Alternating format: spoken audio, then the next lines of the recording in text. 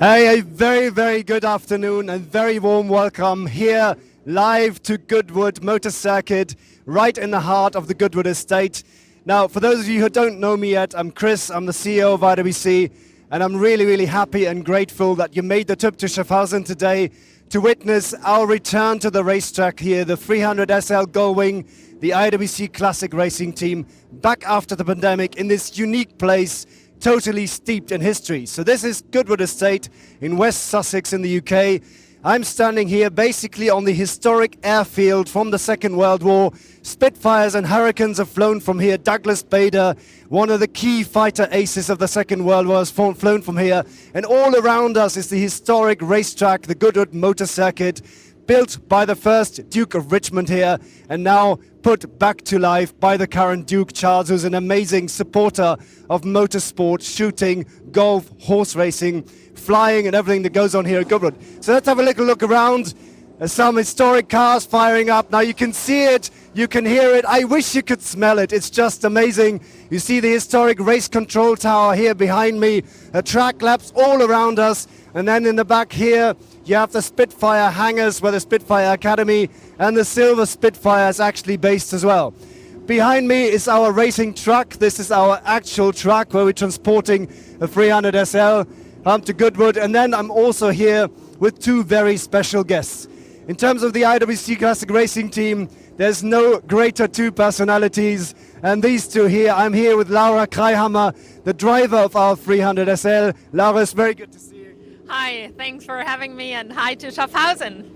And of course, the man who started it all in the 300 SL, David Guildford. David. Yeah, look, it's great to be here. I'm supporting Laura this time, and she's going to have an amazing opportunity to drive the Gullwing. Right, we're all fired up. The race is 4:30 here, it's 5:30 your time. We're going to go somewhere a little bit more quiet now to have a chat, get ready for the race and everything else, and we talk to you, JP, in just a couple of minutes. And we can't wait for this, so thank you very much. While you guys walk over, we're going to have a little insight into the Goodwood track, which you see behind me. So the Goodwood track is one of the most difficult tracks to drive because it's super narrow. You have very, very less opportunities to overtake. It's very fast. It has different altitudes, which makes it even more tricky. And if you look at the machines they are using, it's absolutely stunning to see them. And make one thing clear. There is one saying which says that motorsport is a dangerous thing, and at Goodwood they try everything to keep it a dangerous thing, but not to kill anyone. Of course, it's really like to have fun and good, but all the participants, they would love to win. So that means, what is the Goodwood track? You see it here behind me. So we have a track which was built around in the 40s, and the Goodwood members meeting is a very historical race because it started all for the members of the prestigious and legendary RAC, the Royal Automobile Club on Pall Mall, where all the members meet up for a race series to have fun. Professionals and amateurs, both like gentlemen racers. So this is really something where you have pure excitement. A couple of years ago, because in 1966, it was the last race, which was the official race, and now the grandfather of the actual Duke of Richmond was the one who founded the members meeting. After a while, it was like to think, okay, we do the revival, we do the Festival of Speed in Goodwood, which are all celebrating historic motorsport and modern motorsport and the passion for cars and mobility. But there was one thing missing in the history, which was the members meeting. So the Duke himself decided, let's do one and keep this great tradition on. Because we have now the GRRC, which is the Goodwood Road Racing Members Club, and all these members are invited to come 1 year exactly for this event to see a great racing history. And we have all good big names. It's Tom Christensen this year who's starting. It is other Le Mans winners, the whole racing history, a great friend of the IWC brand, Jochen Maas. So everyone there really puts everything to win. But it's not only winning the races. For the members meeting, it's very important that you race for one of the houses. That means you have house captains. Jochen Maas, for example, is one house captain. And these are collecting points by the users or the visitors of the festival, of the motor festival here, because we're going to see that they have a great passion, and they do games like tug of war and other things to collect points for the houses. But of course, it's all about the racing itself. So there we have 8 to 10 races, and I think we are now coming to my end on my part, because the guys did a very quick move to the studio. And here, welcome back, all 3 of you. Hello, very good to see you. I hope visual is good. I hope sound is good. Can you hear us all right? I think so. Everything is perfect. And Schaffhausen, the only public viewing spot of the Goodwood members meeting, is super excited to have you here. And we collected some questions for you. And if you're ready, we would like to shoot the first one. Absolutely. Fire away. We are totally ready, I think. I think so. So this one goes to Laura. The question, Laura, you race in modern racing. What is the biggest difference and challenge in racing on a historical track like this with a historical car?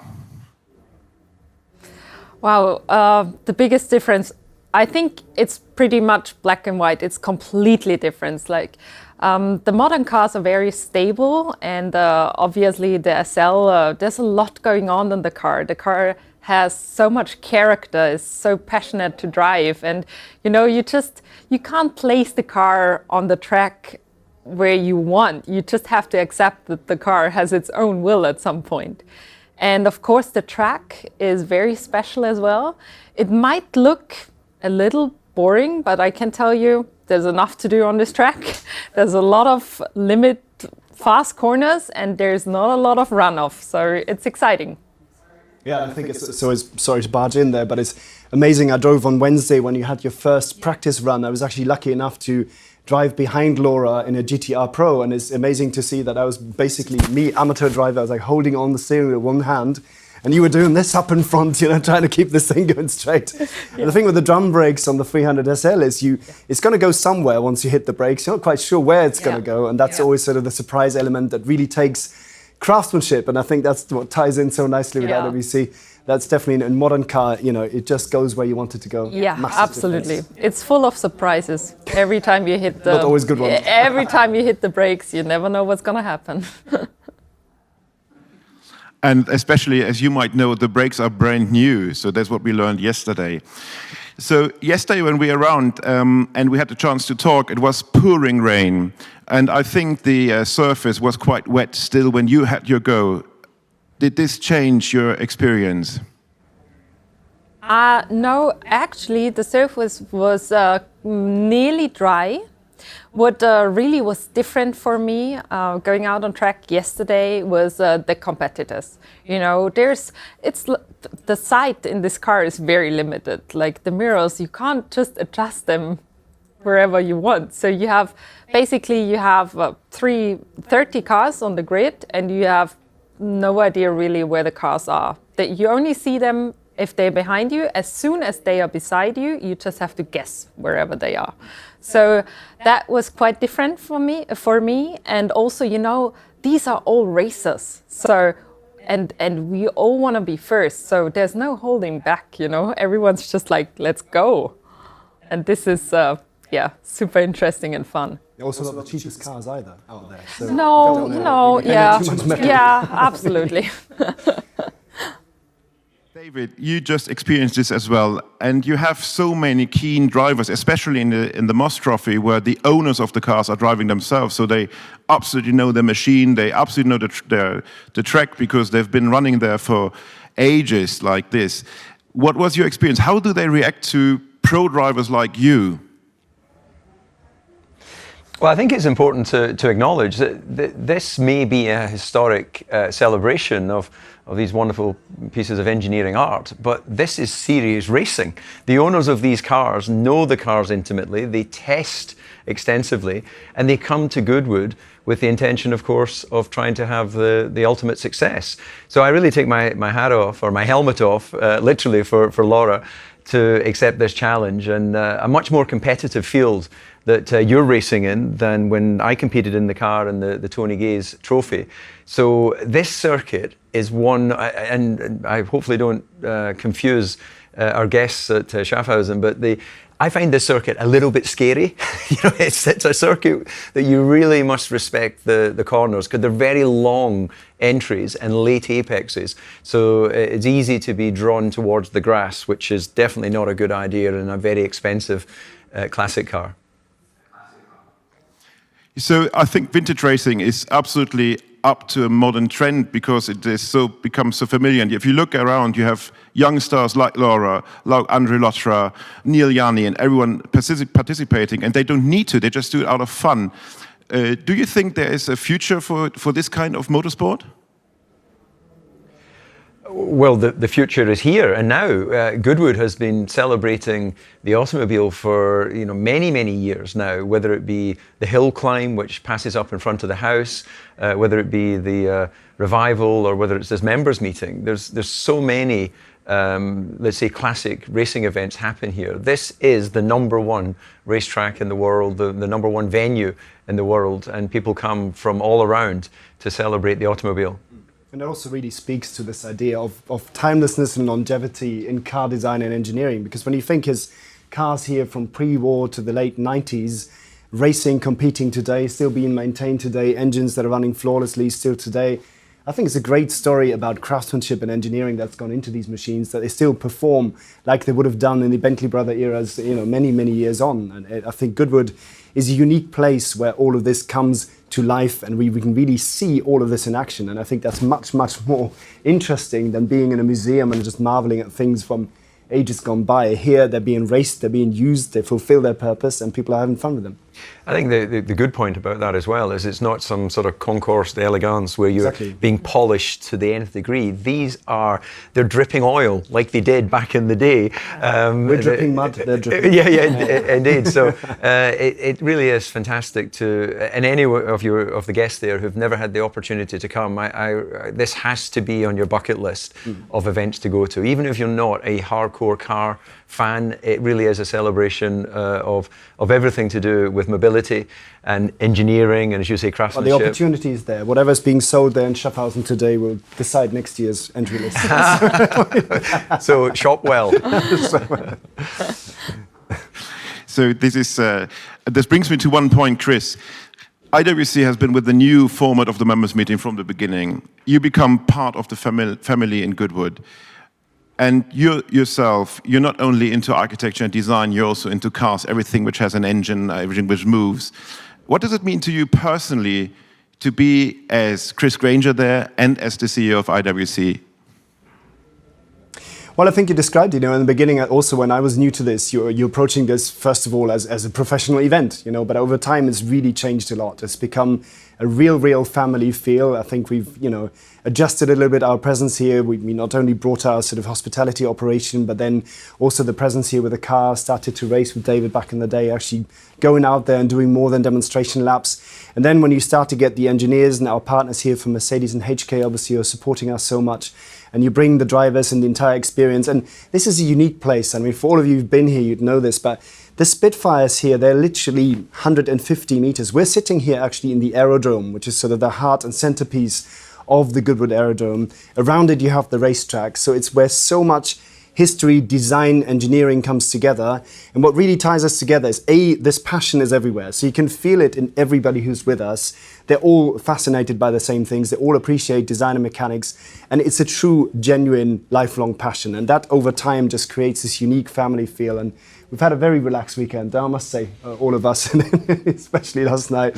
And it's just brilliant to see people like that come together like that. And then, of course, when you think about our business as watchmakers, we're also trying to create things crafted to perfection, that are designed to perfection, but are not in fashion, that last for a long time.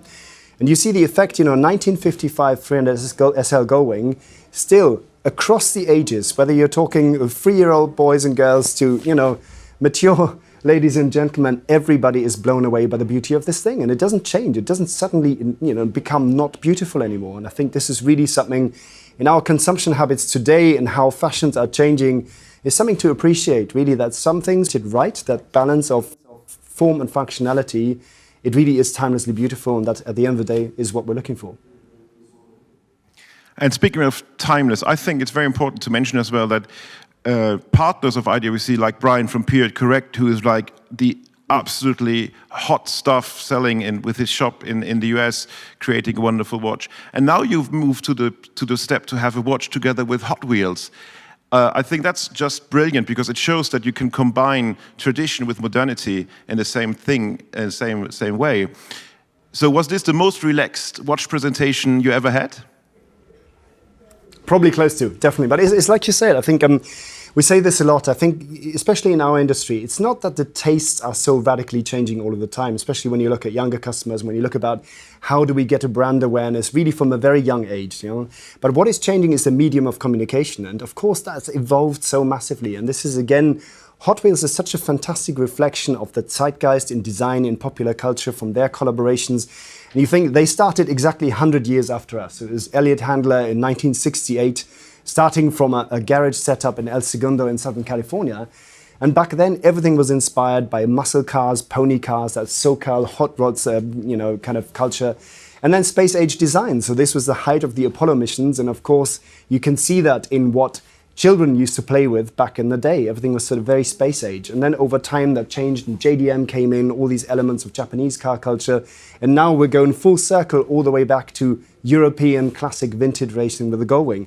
And again, the fascination for the machine doesn't change, but the way we express that and the way it's done now with everything we do on social media and everything it's represented in the models, that's really where the novel bit, I would say, of the communication comes in. And the response yesterday has been amazing. I think we've been inundated for most of the day.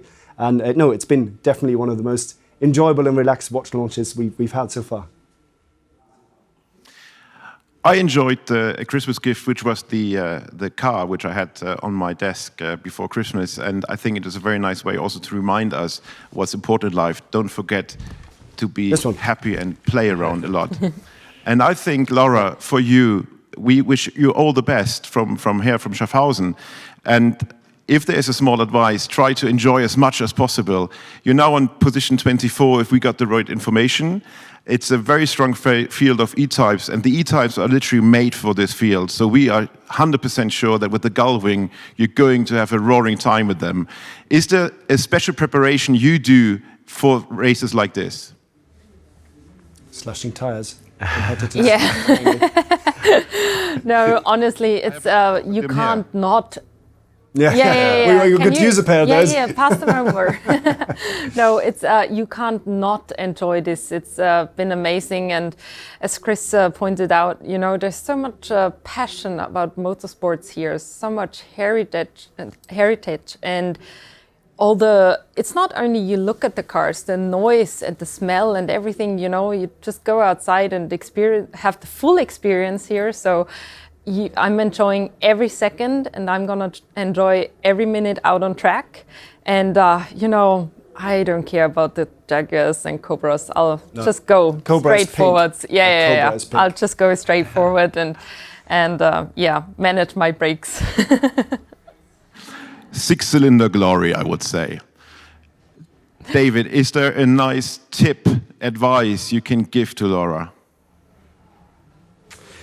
Well, I think Laura has a lot of racing experience and is still active, where, unlike myself, I've been retired for 12 years, so I think I can get more tips from Laura than I can give across. But I think we were talking earlier beside the car and marveling at how some elements of the car today are still super impressive, but yet some other aspects like the drum brakes are of course not as competitive as running with disc brakes. So this is a big challenge for Laura to not only smell the fact that the brake drums are starting to wear down during the race, but to manage the brake application on some of these big stops around the racetrack. But I think the key thing, her spirit is absolutely fantastic. No distractions, full focus on trying to move forward in the field, and we're all there supporting her and looking forward to seeing the race.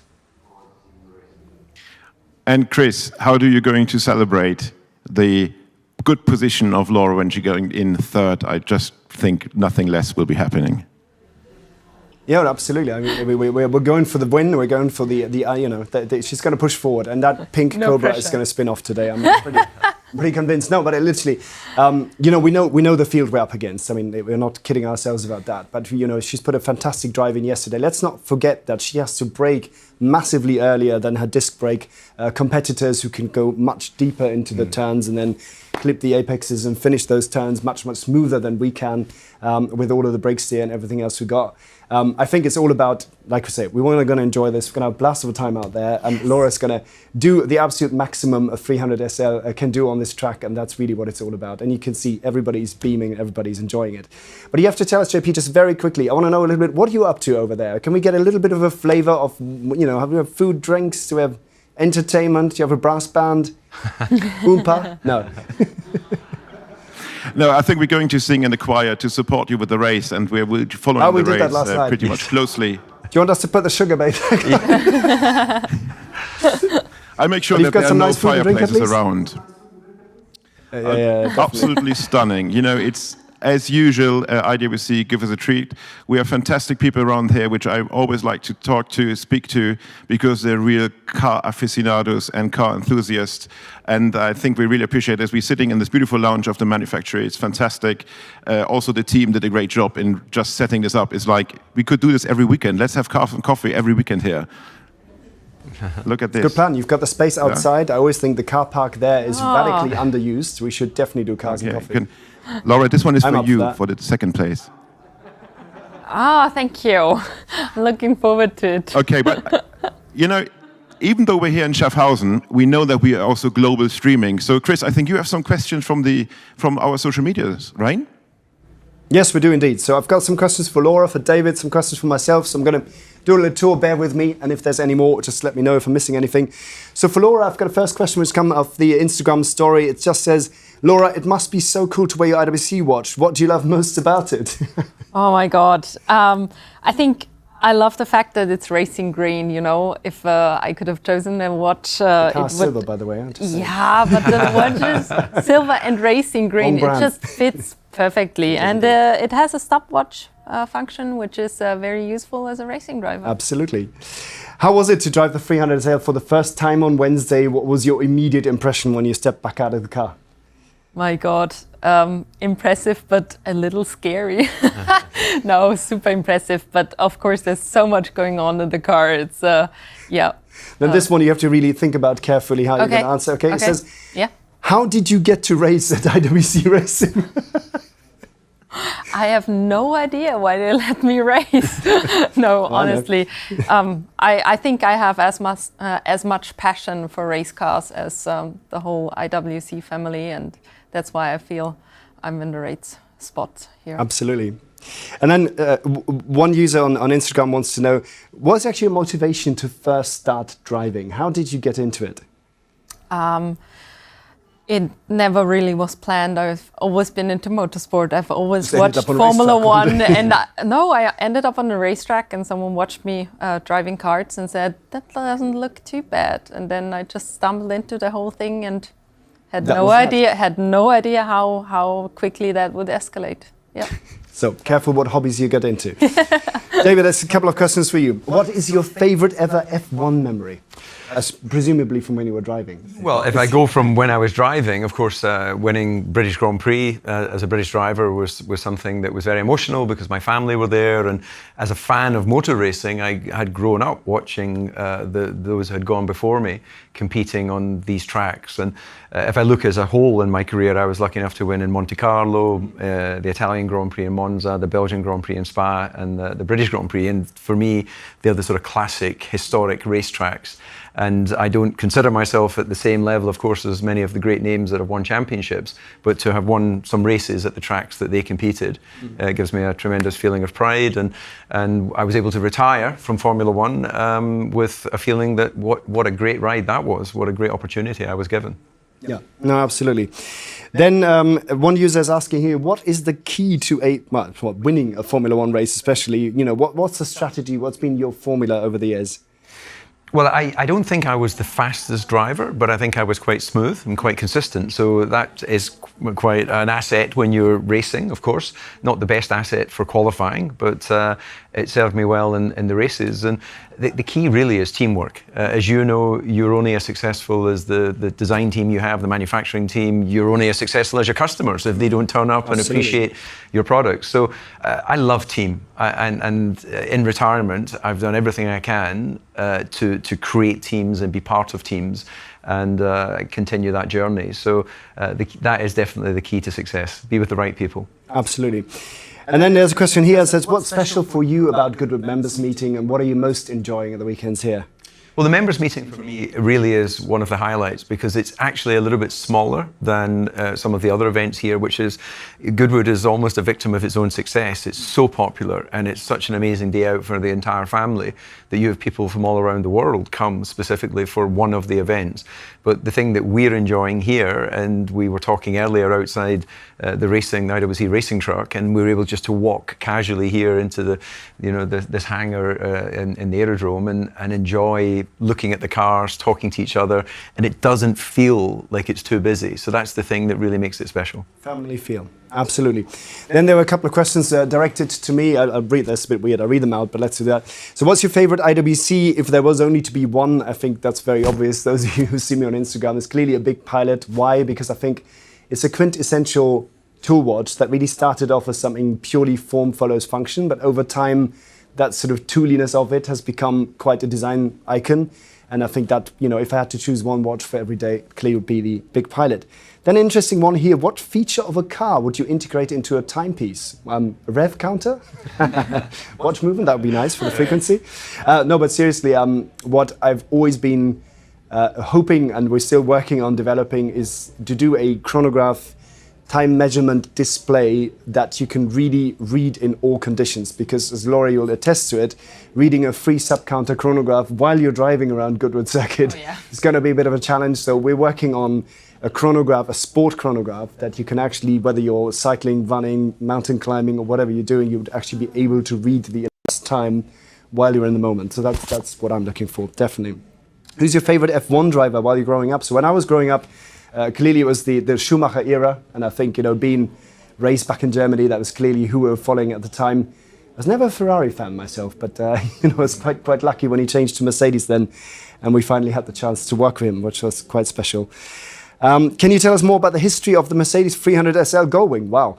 What makes it so special? Well, the Gullwing, again, I think is a similar design story. Rudolf Uhlenhaut designed something which was really intent at going fast, and some of the design solutions really came out of an engineering predicament. The only way he could stiffen out the body and the chassis enough was to actually pull the side sills up, resulting in that, what is today the gull wing door, because that's literally the only way he could make that stiffness work.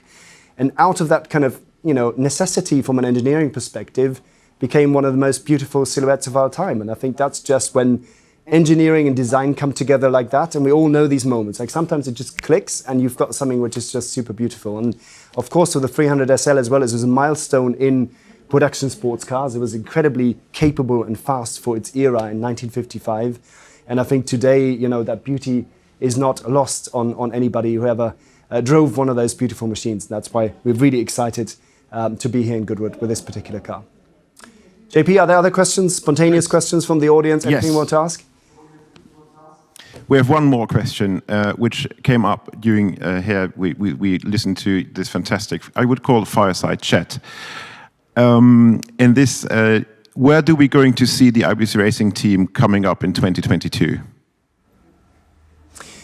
That's a good one. We're putting the plan together at the moment. Of course, we're off at Arosa Classic. We tried to do Ice Summeritz a couple of times. Obviously, that was a victim of the pandemic the first time round.